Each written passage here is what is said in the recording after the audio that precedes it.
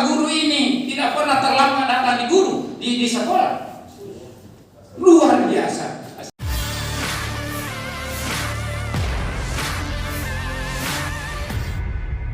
Puluhan guru di Kabupaten Nrekang, Sulawesi Selatan tergabung dalam Aliansi Guru Masen Rempulu mendatangi kantor DPRD Nrekang pada Selasa 15 Oktober 2024. Mereka datang untuk menuntut pembayaran tunjangan sertifikasi yang belum diterima sejak triwulan kedua 2024. Guru-guru tersebut disambut sejumlah anggota DPRD Nrekang dan langsung menyampaikan aspirasi mereka. Salah seorang perwakilannya bicara, sejumlah guru di belakang menangis.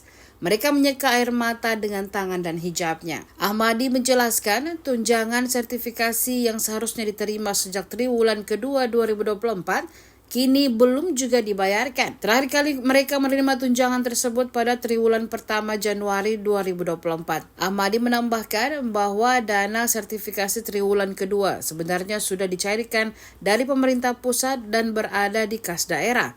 Namun hingga sekarang dana tersebut belum juga disalurkan kepada guru-guru yang berhak menerimanya. Mohon maaf ini Bapak Kepala Dinas Pendidikan yang terhormat.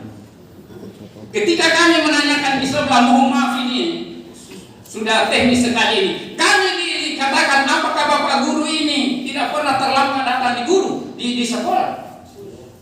Luar biasa. Saya harus berdiri. Saya mohon ini dengan segala hormat. Ahmadi ini yang bicara atas nama guru. Saya anggota PGRI yang masih aktif. Saya mantan kepala sekolah, saya mantan guru.